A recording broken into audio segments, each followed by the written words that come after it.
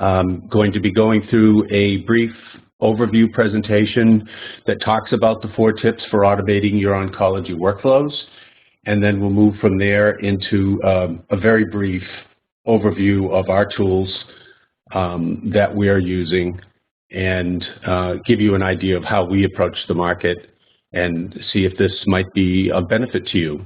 What we want to talk about today is what we're trying to improve in terms of our workflow as applied to the delivery of oncology treatment and services. We're going to be talking about medical oncology, radiation oncology, surgical oncology, and also the pathology and radiation treatments supporting that. So what we want to look at is where we can eliminate the bottlenecks as the first point of information.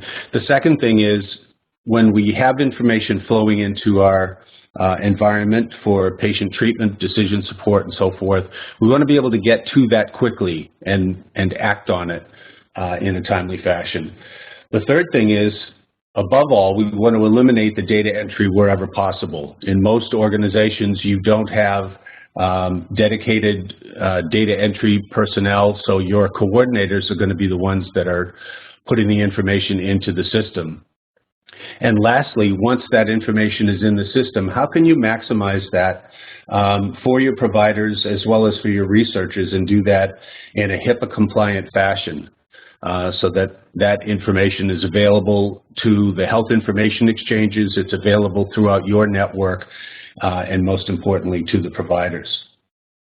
So to give you some context on where Extract System plays, we work typically with lab results and pathology and radiology reports. We recognize that for most of the services that you offer for your patients that are coming in for treatment, they're going to be handled by your internal lab services. Or for those, if let's say you have a national contract with a Quest or a LabCorp, for those people that are having tests done outside of your environment, that is going to be done through those, and then you'll have an interface that's directly tied back to your lab information system or your electronic health record. But what we try to do is take a look at the non-interfaced situations where you're dealing with an external reference lab that you don't have a connection to electronically, or an esoteric lab or a genomic lab, or you have patients that are traveling for treatment in your facility from beyond your network, or have been referred to you and come with a bevy of information that's coming to you as unsolicited results. So all in all, what we're looking at here is whether or not you have an interoperability safety net. That's what Extract Systems tries to provide for you. So given that, let's look at where those potential bottlenecks might occur. First of all, you might have some of those results coming to you via fax. So you may have an individual fax machine or a bank of fax machines. And once the faxes are received, they have to be sorted, typically by hand, and depending upon how your workflow is set up in your medical oncology department as this information comes in, you may want to sort by coordinator, you may want to sort by alphabetical order on your patient names, because you have different coordinators handling different patient groups. And then that information needs to be keyed into, again, either your electronic health record system, or it might be being keyed into an oncology management system like ARIA or Mosaic, or you may be keying it into a path system like CoPath or Psyche.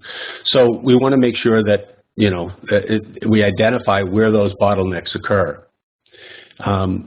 What we often see, particularly before things like surgery or treatment, if you're dosing for radiation treatment or for oncology, or for chemo rather, that you have a large report, maybe a CVC, and you're trying to get that information into the system quickly, so you tend to enter only certain key fields that you think you need as opposed to the entire record. A lot of organizations today, as they've made the move to an electronic health record, are only attaching the image of those documents as they're received, whether they're scanned in or they're faxed in, to the EHR. And so it's not discrete data per se. It's available, it's part of the medical record, but it's not something that someone can easily get to. And another aspect of this is as the patient volumes either over the course of the week or the course of the month, those may fluctuate, and so now you've got limited resources available to handle all of that information. So these are the things that we want to look at. And beyond that, again, these are not typically, in most organizations, these are not dedicated data entry personnel that's all they do for their entire shift. Your folks are performing other services and patient care. So it's likely that there's going to be more data entry errors and there's more impact on the QA process. And above all else, we're also looking in today's environment with trying to meet the attestation for meaningful use, meeting CAP protocols, as well as certification for QOPI. Sometimes we see problems. We've seen lots of situations where people are keying in labs, for example, and they only put in the values, but they don't put in the corresponding reference ranges, and they'll just default to the home lab range. The core lab range, and this is outside of CAP protocol, so that's obviously not what we're looking for. So the first tip that I want to offer today is, if you haven't already done so, implement a fax server, because a fax server, and this is not something that Extract Systems sells. It's not, we're interested in it because we do partner with fax server vendors.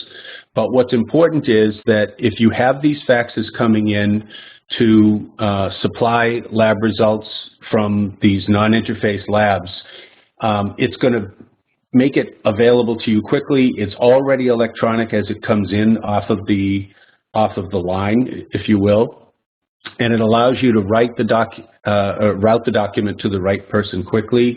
It definitely reduces the overhead of paper and ink. We have one client that had a very large volume of non-interface labs coming in, and they implemented a fax server. But before they did that, or as part of the justification for implementing the fax server, they looked at their cost, and basically they were printing the equivalent of 83 feet of paper every year just to support the lab results coming in.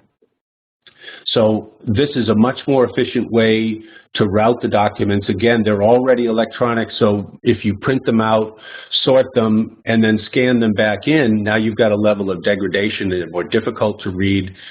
This just makes it much more efficient for you as you move these through your workflow. It also eliminates the chance that those are going to get lost or mishandled, moving from the site of the fax to the treatment desk or into your chemotherapy area. So it's a much more efficient way to do it, and we can work, I'll show you in a minute how we can work that into the flow.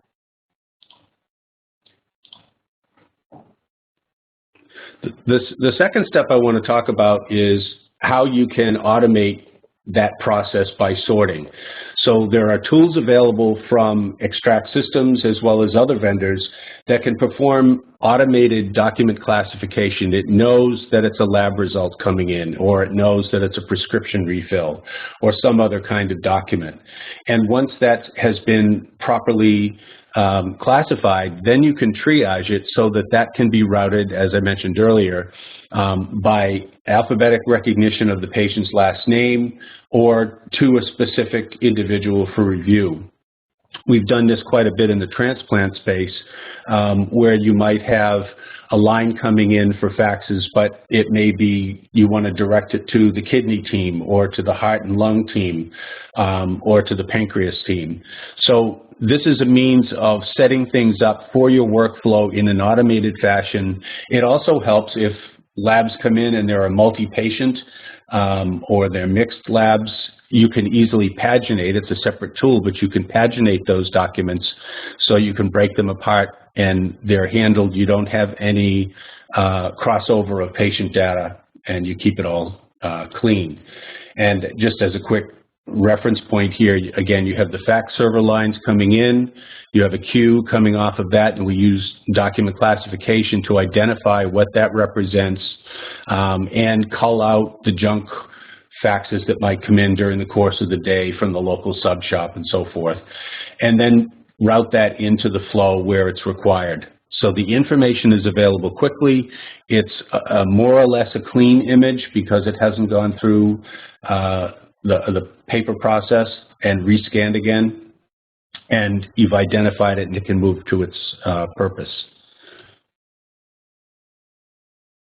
The third tip I want to talk about, and this is really the focus of what I'm going to show you today, is if you can incorporate advanced data capture. Again, we're all about eliminating manual data entry, but we're trying to pull discrete data out of those scanned or faxed documents so that we can provide the data to flow sheets, to decision support tools, and increasingly you hear all the discussion about big data and clinical data warehouses, that information is now available in discrete format so that it can be shared and it can be analyzed.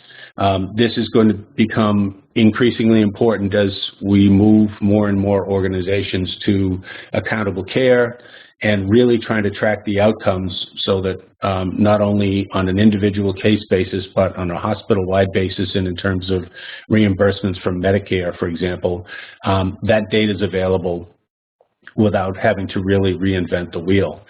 And in this whole process, if you do it correctly, you also can embed QA processes, so you know who touched the documents and what kind of information was tracked or what kind of information was captured, so that you can handle that more efficiently. And in our particular case, Extract Systems offers two key tools for this. One is called LabDE, which addresses the lab side of the fence, anything coming in for lab results. And the other is MedDE, which can handle anything that's non-lab, for example, discharge summaries that are referred to you, or it could be pathology and radiology reports. And the tools that we use are basically capturing the information, as we mentioned before, off of a fax server or off of a scanner, and then we perform optical character recognition on those images, and then we incorporate a rules-based engine. So we can build rules to effectively look for key pieces of information from those images, and we use clues and string patterns to not only rely on, so we're not totally relying on the OCR engine's capability to read it properly, because again, we have no control over these lab results or pathology reports that are coming in. This is not a template system. We're looking across the entire document, which may be one or many pages, to find these pieces of data that we're looking to export as discrete data on the back end. And so we use certain clues. We're obviously looking for labels, but then we look for string patterns so that we can understand the difference between a medical record number and a phone number or a social security number, and we pick that up. We also look for certain clues that we can correlate fields from one to the other to make sure we're capturing the right information. We also use this when we get down into the lab results themselves, and we look into the panels to make sure that if we know what makes up a CBC, and if there are certain components missing, then we can flag that for you as well.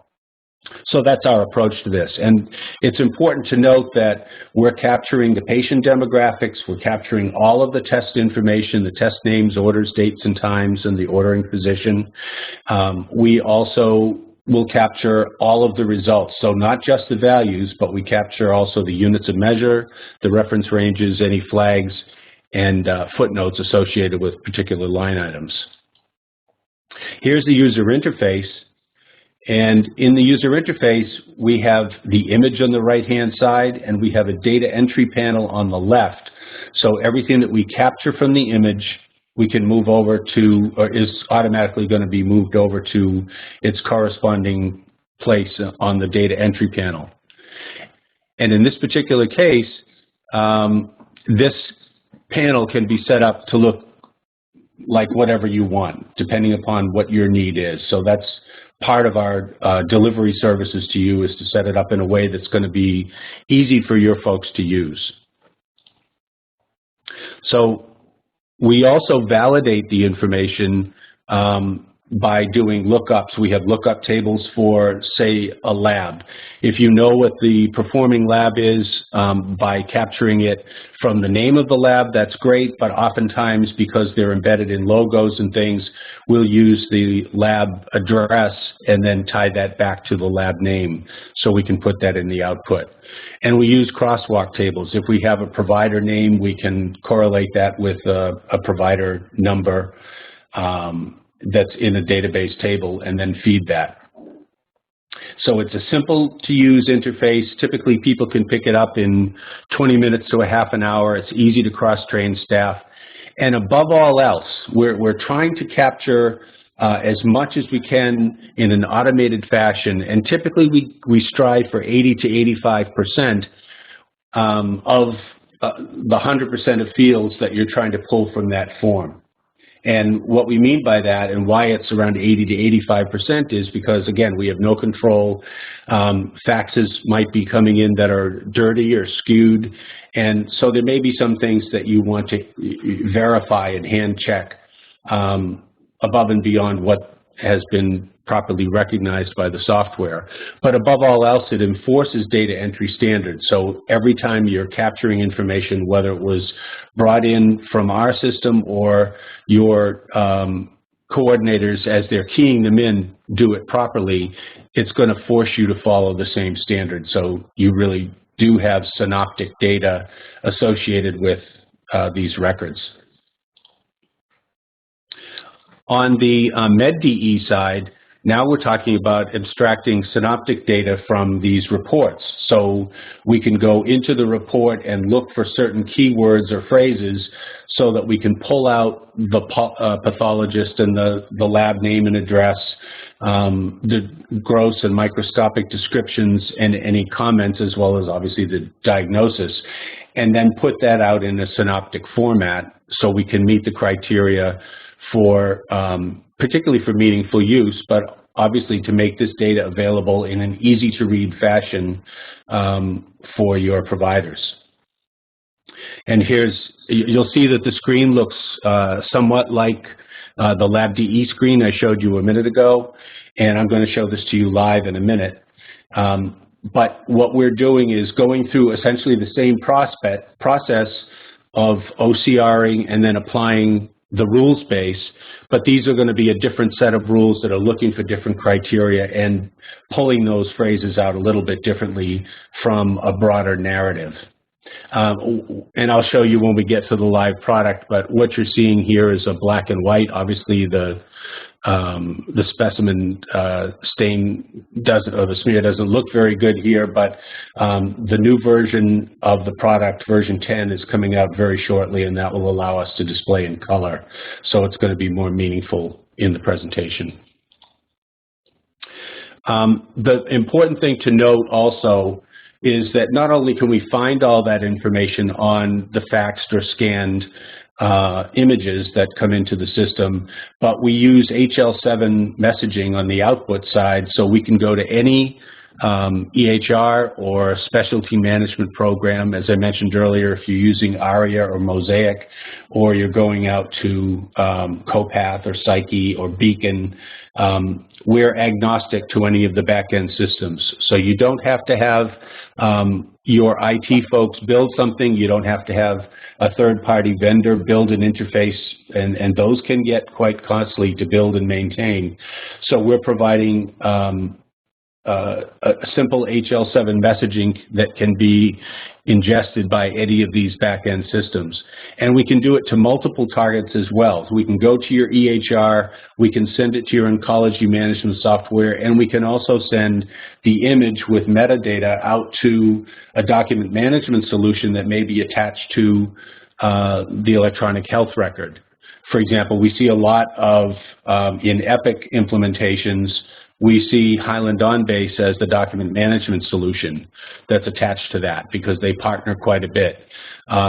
And then there are others that have, for example, for an LIS, you might have SoftLab. They have a document management module called Soft Media that associates with that. So we can feed that information out to those systems very quickly.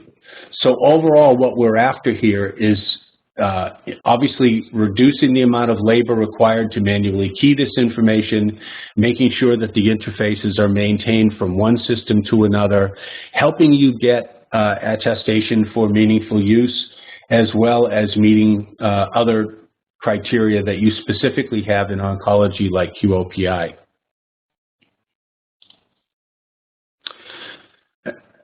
The fourth tip is to maximize the data that you have available.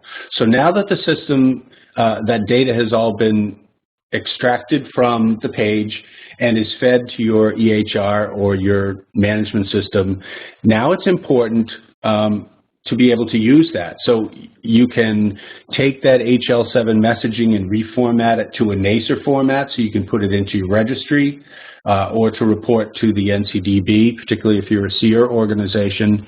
It can go out in the format that's required for either exchange with other networks or to the databases. And it's also available now for your clinical data warehouse so that you have meaningful analytics that can be pulled from that setting. The other thing that I do want to mention is that we also have a growing business in the research community. What becomes important for researchers is to be able to take that medical record data and make sure that it's HIPAA compliant, but also anonymized or de-identified in cooperation with Safe Harbor and PII, so that if you're putting the medical records out there as part of a clinical study, for example, and the adjudicators need to see it, but you want to make sure that it's totally anonymized for adjudication, as well as potentially sharing that with outside collaborators. We have a redaction tool that can look at, again, using OCR and using the rules, we can find those fields and we can make sure that, we can make sure that those are fully redacted all the way through, and the resulting TIFF or PDF image that comes out of that, there is no bleed through. It's not like the time and effort that it would take to use a Sharpie or some of the manual tools like Adobe to create this. So there's some intelligence built into our ID Shield redaction tool. And I'll give you a quick overview on that in a minute as well. As a summary to the whole thing, we've got the 4 tips that we were presenting. The first is to implement a fax server. The second is the ability to classify the faxes as they come in, and particularly when we get them into they're routed into their particular queues. If there are urgent documents, if there are stat labs, for example, those could easily be searched and bubble to the top of the verification queue so they can be quickly moved into the back-end system. Then the tip 3 was the advanced data capture, to make sure that we're pulling that information, we're validating it so that it can be shared, reported on, and analyzed, and then pushed out via agnostic HL7 messaging to your back-end systems so that we can use that data effectively, not only for patient treatment plans and dosing, but also on the back end for analytics and tracking of outcomes. So what I want to do now is hop out to the actual product. So I'll minimize this. So here's the desktop. We have LabDE, we have MedDE, and then I have Pathology, which is a rule set specifically written within MedDE. The ID Shield tool that I talked about as far as redaction, and then our classification and pagination tool and search tool. So I've popped, in the interest of time, I've popped a few of these open. So here's the interface. I have the image on the right, and I have my data entry panel on the left. We have the usual like document imaging tools, so I can look at the width of a page or a full page. I can rotate if they happen to have been scanned in sideways. I can zoom in, zoom out, those kind of things, hop from page to page or from record to record. And then I have some specific tools for manually capturing information, and I'll show you that in a second here. But essentially, for a verify operator, the work has been done, the OCR has been captured, and the rules have been applied. Now, all I need to do is tab through. If I go to the first field, it finds the patient, and it presents what it found, and then what's in yellow is identified. It's my OCR equivalent, and that's what's going to be put in the data entry panel. And as you can see here, I've got last name, comma, first name, but then we've got separate first name, middle name, last name, and suffix in the outbound panel. So we can automatically parse it into the appropriate format for your output. If an enterprise master patient index is in place, we can match that up to make sure that we don't have any duplicate records, and this is going to flow properly into your EHR or other back-end system. Then we find the date of birth, we find the gender, we don't find a medical record. In this case, this could be applied as part of the master patient index, or it can be keyed. I have an MRN here, but this may be coming from another facility, so it's not the MRN that's in place with my EHR. Then we have the ordering physician, and again, we've applied a provider ID code that comes out of a crosswalk table. And if there was a copy to, that could be set up. Then we get into our orders, and again, I have controls here over how I want to zoom so I can see them. In this case, I'm using an EPIC code that's tied to the CBC, but this could be a LOINC code if you wish. We have the collection date and time that is read from the page, and then we move into the actual orders.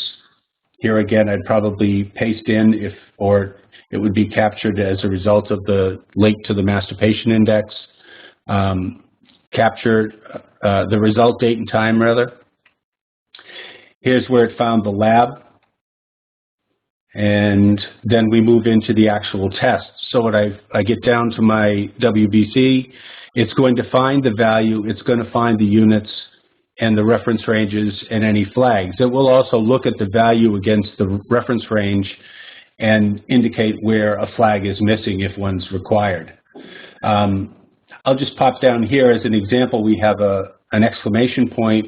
So on this particular field, it's actually a percent sign that the OCR misread as 96. So I can fix that, and then I have a drop down so I can select specifically which one I'm looking for or just move on.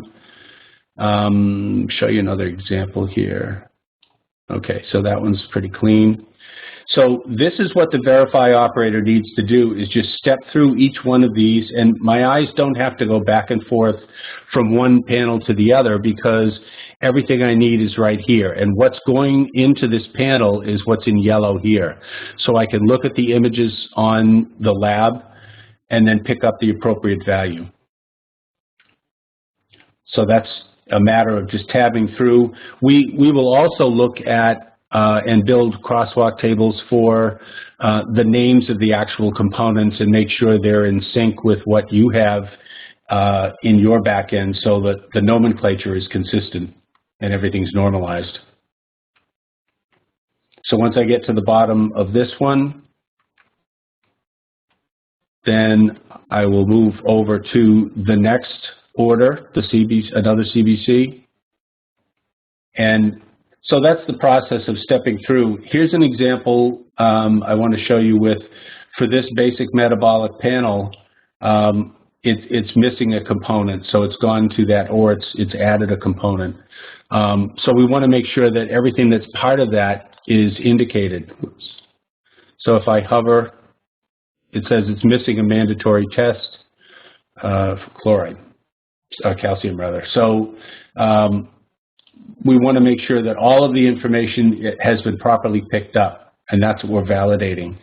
The one other thing I'd like to note as I go to the bottom of this,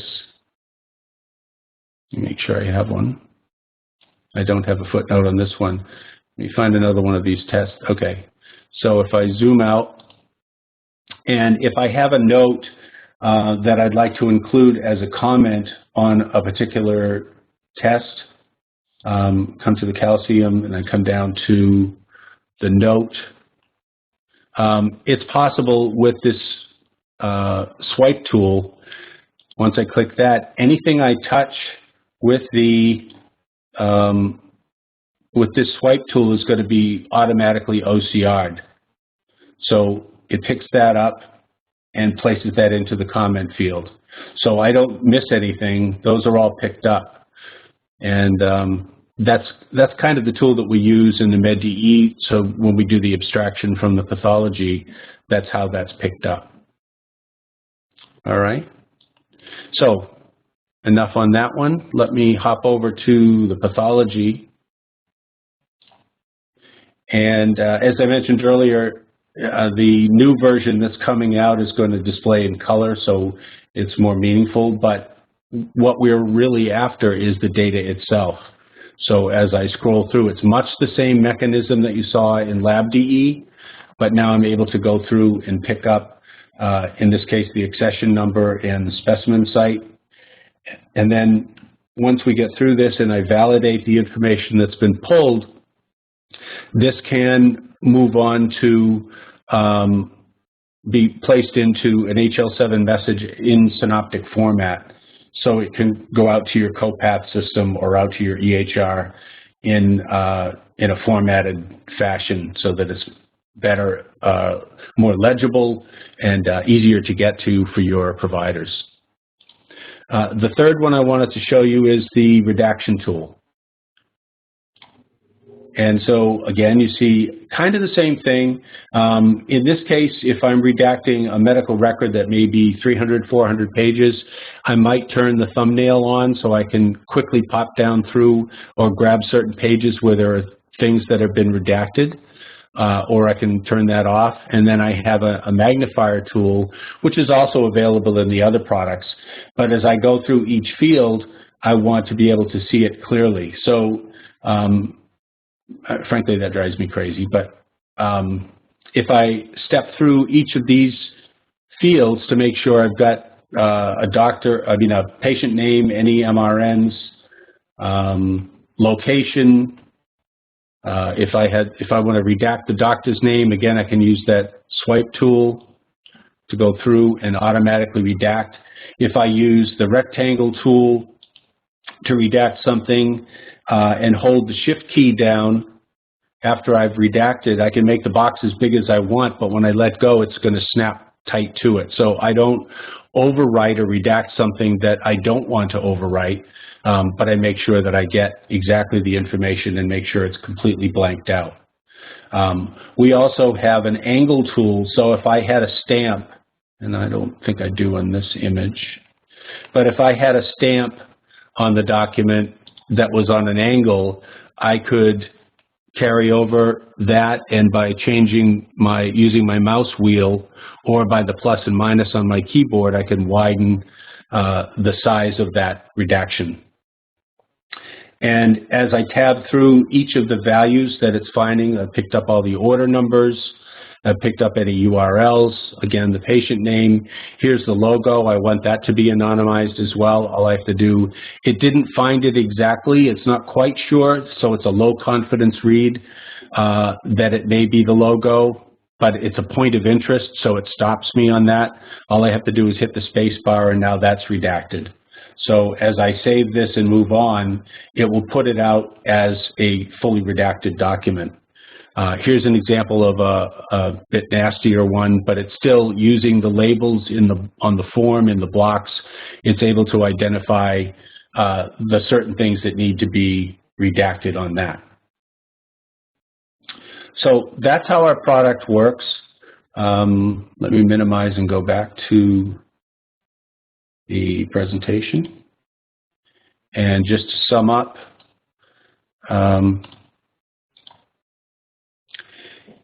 A little bit about us.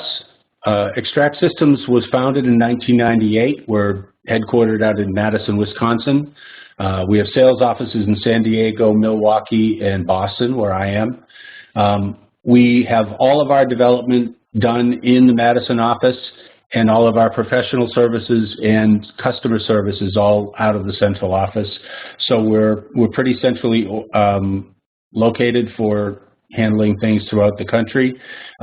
We are at version 9.9, so it's a very stable and accurate engine we've been very happy with, and we're constantly refining it, adding new capability and looking at new markets where this could be applicable.